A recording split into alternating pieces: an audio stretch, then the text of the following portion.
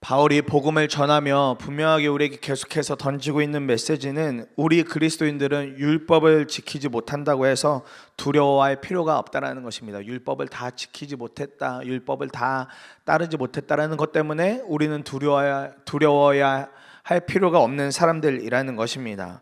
그리스도를 믿음으로 말미암아 우리가 의롭게 되었기 때문입니다.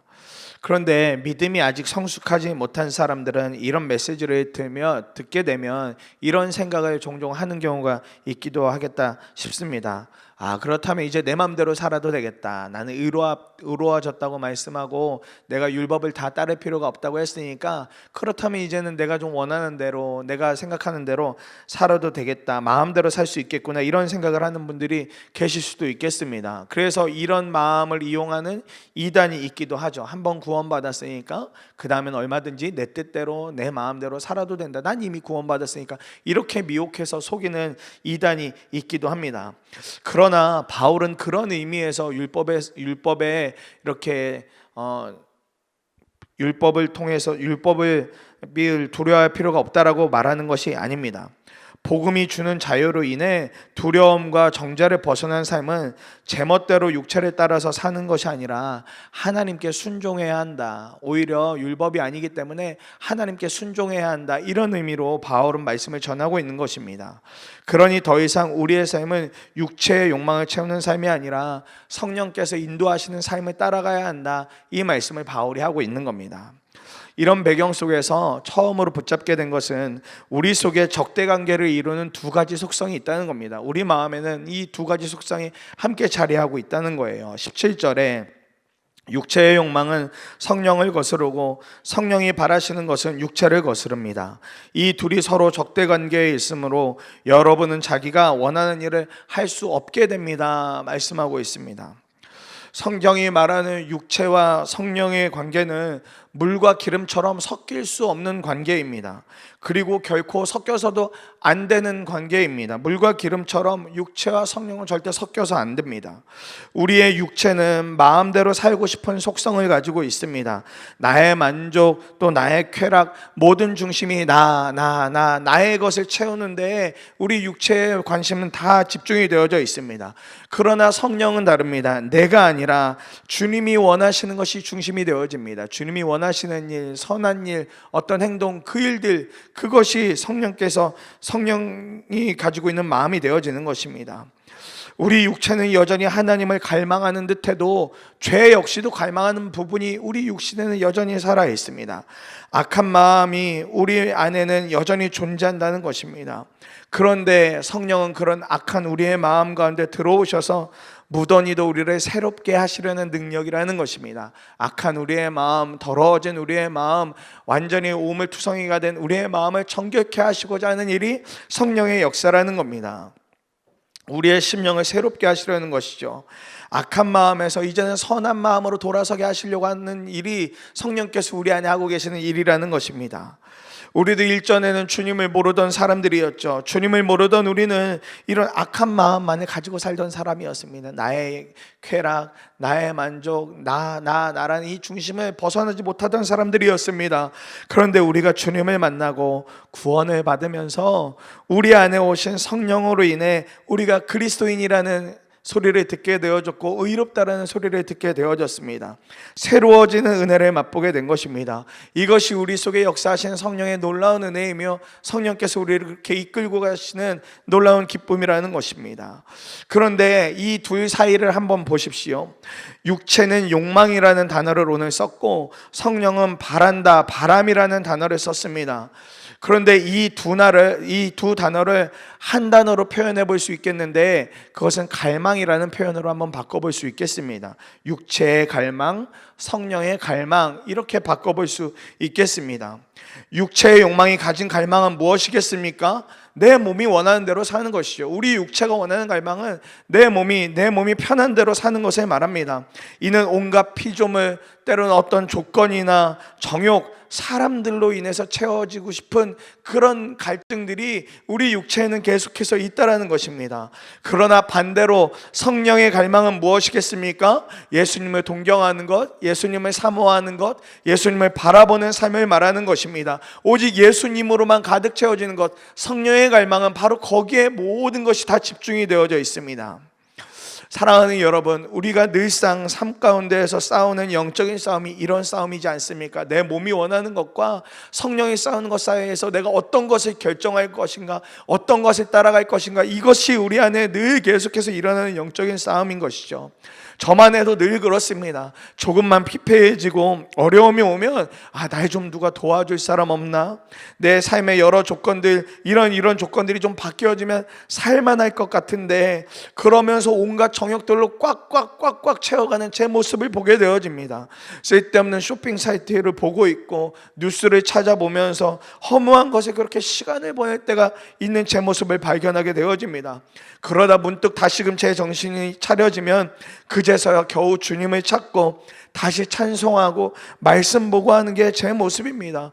여러분들은 어떠십니까? 육체의 갈망과 성령의 갈망 속에서 어떠한 일들에 더 마음을 쓰고 계십니까? 예수님의 사람 제자훈련 책에 보면 주님을 바라보는 삶을 통해서 정욕을 이겨내신 한 성도님의 간증이 실려져 있습니다. 이런 내용입니다. 목사님, 저의 삶에 많은 변화가 생겼습니다. 가장 큰 변화는 예수님이 내 안에 오셨고 예수님이 나의 주인, 나의 생명이 되셨다는 고백을 계속하면서 끊어지게 된 죄가 있습니다. 그것은 바로 음란이었습니다. 교회에서 오랫동안 사역을 해왔음에도 불구하고 음란의 죄는 참 끊기 힘들었습니다. 그러나 목사님의 설교를 들으면서 예수님은 내 안에 오셨고 성령님은 나와 늘 함께 하신다는 믿음을 갖게 되고 그 믿음을 계속 고백하면서 정말 음란의 죄가 끊어졌습니다. 이것은 저에게 놀라운 변화입니다. 결코 이길 수 없었던 죄였습니다. 다시는 죄를 짓지 않으려고 결심하면 넘어지고를 수없이 반복하였습니다. 그런데 예수님을 믿는 믿음의 눈이 뜨이고 나서는 음란이 더 이상 저에게 큰 유혹거리가 되지 않았습니다. 정말 주님이 하셨습니다. 이런 고백이 실려져 있습니다. 예수를 믿는 모든 사람 안에는 육체와 성령의 적대적인 관계로 인한 치열한 영적인 싸움이 있습니다. 그것이 우리가 예수님을 믿고 있다는 증거가 한편으로 되어지기도 합니다. 예수를 믿지 않는다면 이런 싸움이 없죠. 우리 마음에 이런 싸움이 일어날 리가 없습니다. 이미 악한 것으로, 육체의 것으로 이미 다 채워져 있기 때문에 싸울 필요가 없습니다. 그러나 우리가 예수를 믿기 때문에, 주님을 믿기 때문에 우리 심령 안에는 늘 계속해서 육체의 갈망과 성령의 갈망이 계속해서 영적인 싸움을 치르고 있습니다. 육체는 계속해서 우리 마음의 죄성을 통해서 싸움을 걸어옵니다. 이때 우리가 성령님이 원하시는 갈망을 붙잡으면 우리도 이와 같은 승리의 기쁨을 맛보게 되어지는 것입니다. 그렇기 때문에 성령님이 원하시는 바는 아주 단순합니다. 우리에게 승리이신 예수 그리스도를 보여주고 우리로 하여금 그리스도를 본받도록 하시는 것입니다. 성령께서 우리가 그렇게 가는 데까지 그렇게 간절히 원하고 계세요. 그리고 믿음 생활하는 우리의 목적도 이와 똑같습니다. 우리가 믿음 생활하면서 언제 한 번이라도 육체를 따라가고 싶습니다라고 고백한 적 있으십니까? 그렇지 않죠. 성령께서 원하시는 대로 따라가고 싶습니다. 성령이 원하시는 대로 그리스도를 본받고 그리스도를 보고 싶습니다. 이게 날마다 우리가 예수를 믿는 우리의 날마다의 갈증이며 갈망이지 않습니까? 그리고 그런 이유와 목적 때문에 교회에 나와서 예배드리고 그토록 주님을 사랑한다고 주님을 찾는 것이 저와 여러분이시지 않으십니까? A.W. 토저라는 영국의 아주 귀한 목사님 한 분 계셨는데 이분이 이것이 그리스도인이다 라는 책에서 재미있는 표현을 한 가지 합니다. 소위 썬데이 크리스찬이라 불리는 사람들의 신앙은 오직 주일에만 국한되었다. 그래서 사람들은 그들에 대해 다음과 같이 농담을 했다. 저들은 주일 저녁에 집으로 돌아가 옷장에 외출복을 걸을 때 그들의 신앙도 함께 걸어 놓는다. 그리고 그 다음 주일 아침이 될 때까지는 그것을 꺼내지 않는다. 그런 사람들의 마음은 두 가지이다. 하나님께서는 두 가지 마음을 미워하신다. 진실이 없기 때문이다. 하나님께서는 우리가 순수한 마음으로 뜨겁게 사랑해야 한다고 말씀하신다. 뜨거운 사랑, 불같은 사랑, 열광적인 사랑을 하나님은 요구하신다. 육체가 아닌 성령이 원하시는 삶을 살려면 더 이상 이제 우리가 두 마음으로 살아서는 안 될 것입니다. 우리 마음에 늘 두 마음이 치열한 싸움을 하지만 그 두 마음을 계속 품고 살아서는 안 될 것입니다.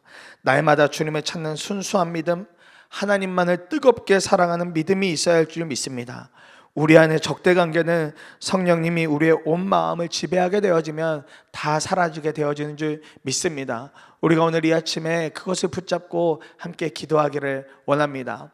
그러면서 두 번째로 붙잡게 된 것은 열매가 맺혀지는 삶을 우리가 바라봐야 한다는 것입니다. 열매가 맺혀지는 삶, 오늘 우리가 잘 알고 있는 말씀이죠. 갈라디아서 5장 22절과 23절에 이런 말씀이 나옵니다. 그러나 성령의 열매는 사랑과 기쁨과 화평과 인내와 친절과 선함과 신실과 온유와 절제입니다. 이런 것들을 막을 법이 없습니다. 이런 것들을 막을 법이 없습니다 라고 선언하고 있습니다. 바울은 적대관계에 대해서 이야기를 하고 난 후에 연이어서 우리 인간이 가지고 있는 여러 죄의 속성들을 쭉 나열합니다. 그러면서 그런 죄의 속성을 따라 사는 자는 하나님의 나라를 맛볼 수 없다, 하나님의 나라를 상속받을 수 없다라고 아주 단언하며 이야기합니다. 그리고 나서 바로 반전처럼 하는 이야기가 바로 이 성령의 열매에 관련된 이야기입니다. 성령의 열매에 대한 이야기는 우리가 많이 들어서 잘 알고 계시는 것처럼 우리의 성품을 이야기하는 것이죠. 그리스도를 믿고 그렇게 함께 주님과 함께 살아가면서 바뀌어지는, 또 우리 안에 맺혀지는 성품을 의미합니다.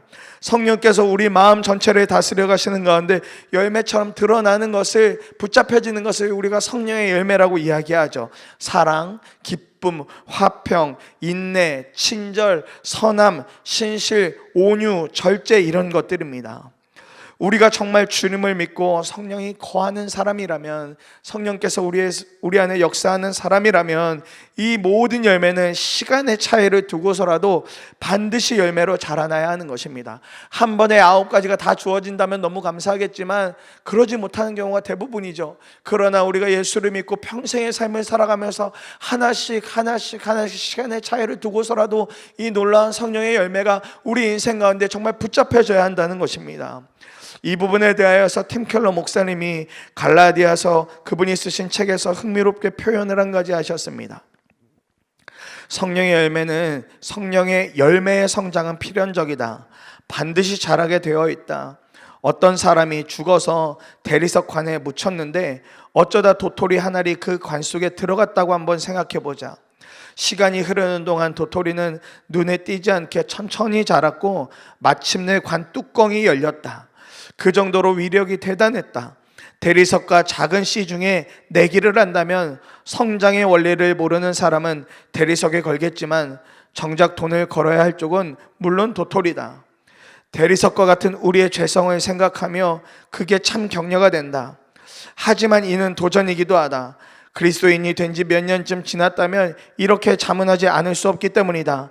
내 삶에 열매를 가지고 있는가? 내 삶에 정말 열매가 자라나고 있는가? 그런데 명심해야 한다. 우리는 열매를 맺어서 구원받은 게 아니라 믿음으로 구원받았다는 사실을 말이다. 열매가 맺혀졌기 때문에 구원받은 게 아니라 믿음으로 구원받았다는 사실을 우리는 기억해야 한다. 더불어 그것은 열매 없는 믿음도 아니다. 믿음으로 구원받은 사람은 그 안에서 조금씩 성령의 열매가 자라간다. 이렇게 표현을 해 놓으셨어요. 사랑하는 여러분, 열매가 그냥 맺혀지지 않죠. 조그만 텃밭이라도 한번 이렇게 관리해 보셨던 분들은 아마 아실 거예요. 뭐 한 번에 열매가 맺혀지지 않습니다. 저희 할머니, 할아버지 이렇게 계실 때 집에 가보면 그렇게 하얀색 스티로폼 박스에다가 이렇게 조금씩, 상추도 조금씩 이렇게 심어 보시고 하시더라고요. 그냥 소일거리로 재미삼아 하시죠. 처음에 그거 하시는 거 보면 이거 뭐 하려고 하시나 싶지만 거기에 시간이 자라고 나서 또 그렇게 할머니 할아버지가 때로는 물도 주고 가꾸는 그 섬김을 통해서 어느 순간 거기에 이렇게 열매가 맺혀지는 것을 보게 되어지더라고요. 열매가 그냥 맺혀지지 않습니다. 심겨져야 되고 뿌리가 내려져야 되고 가지가 자라고 잎이 무성해지는 시간들이 필요합니다. 열매가 맺혀지는 그런 과정들이 반드시 필요한 것입니다. 저와 여러분들이 믿음으로 성령을 받았습니다. 이것이 우리 안에 심겨지는 과정의 출발이라면 열매가 맺혀지는 길, 열매가 되어지는 길로 이제는 나아가야 합니다. 그러나 우리의 죄성은, 우리 안에 계속해서 존재하고 있는 죄성은 무던히도 우리가 자라나지 못하도록, 변하지 못하도록 그렇게 붙잡습니다. 더딘 정도가 아니라 결코 변화를 용납하지 않을 것처럼 우리를 계속해서 묶어 놓으려고 합니다. 성령의 인도하심과는 정반대로 가자고 무수히도 많이 우리를 유혹하죠. 우리의 죄성은 잘하지 말자, 열매 맺지 말자, 계속해서 우리의 죄성을 우리 그렇게 묶으려고 합니다. 때때로 우리 삶에 다가오는 고난과 어려움은 이것을 더욱 증폭할 때가 있습니다. 하나님을 믿지만 삶에 찾아오는 고난 앞에서 우리는 의심과 원망 등을 통해서 눈에 보이지 않는 성령의 인도하심보다는 당장 눈에 보이는 육체의 인도를 따라가려고 하는 때가 더 많이 있다라는 것입니다. 우리의 실상은요. 영국의 중보기도자인 리즈 하웰즈가 세운 웨일즈 성경학교에 성령의 충만한 역사가 임했습니다. 모인 사람들은 다 성령의 임재를 느꼈는데 그때 다른 것이 아니라 통렬한 회개가 일어났습니다. 그들이 그러면서 가장 마음이 아팠던 것은 성령께서 그들의 마음 안에 이렇게 물으시는 질문이었답니다. 참으로 너의 몸에 살고 있는 것이 누구냐? 참으로 진짜 너의 마음 안에 살고 있는 것이 누구냐라고 다그쳐 물으실 때였다고 합니다. 그 질문에 감히 아무도 대답하지 못하고 그저 울고 또 울고 그렇게 반응이 되어지더랍니다. 모두 자기 안에 예수님이 사시는 줄 알았답니다. 그런데 성령이 임하고 주님의 빛으로 보니 자기 안에 여전히 정욕과 교만, 이기심들이 가득했던 것을 보게 되어졌다는 것입니다. 고난과 어려움이 오면 우리는 어떤 인도하심을 우리가 구하였는지 여실히 보게 되어집니다. 성령의 인도하심을 구했었는지, 아니면은 내가 여전히 육체의 인도하심을 따라서 눈에 보이는 그 길을 따라서 죄성을 따라가고 육체의 갈망을 따라갔었는지 그렇게 여실히 보게 되어집니다. 바울은 이렇게 연약한 우리에게 선포하고 있습니다. 그리스도 예수께 속한 사람은 정욕과 욕망과 함께 자기 육체를 십자가에 못 박았습니다. 우리가 성령으로 삶을 얻었으니 우리는 성령이 인도해 주시는 삶을 따라 살아갑시다. 이렇게 바울이 선포하고 있습니다. 사랑하는 여러분, 바로 이것만이 저와 여러분들이 살 길입니다. 이런 삶을 결단할 때 비로소 우리 안에 심겨진 성령님의 은혜가 우리 삶이 점차 다 지배해 나가십니다. 그러면 어느새 우리 안에 성령님의 열매가 조금씩 아주 여리지만 조금씩 아름답게 맺혀지는 것입니다. 우리의 모두의 삶이 성령님의 인도하심만 따라가는 귀한 축복과 은혜를 누리는 삶이 되어지기를 간절한 마음으로 축복합니다. 말씀을 마무리합니다. 우리 마음 안에서 육체와 성령은 적대 관계를 이루며 그렇게 있습니다. 그러나 하나님은 이 두 가지 마음을 원하지 않으십니다. 오직 한 가지, 성령으로 우리 마음이 꽉 채워져야 합니다. 성령님을 통해 주님을 바라보고 닮고자 하는 갈망이 일어나야 합니다. 이런 사람에게 비로소 열매가 맺혀지는 것입니다. 많은 유혹이 있지만 흔들리지 않고 성령께서 인도하시는 대로 따라갈 때 우리 안에 아름다운 성령의 열매가 풍성하게 맺혀지게 될 줄 믿습니다. 오늘 이 아침에 이 말씀을 붙잡고 두 번에 나누어서 우리가 함께 기도하도록 하겠습니다.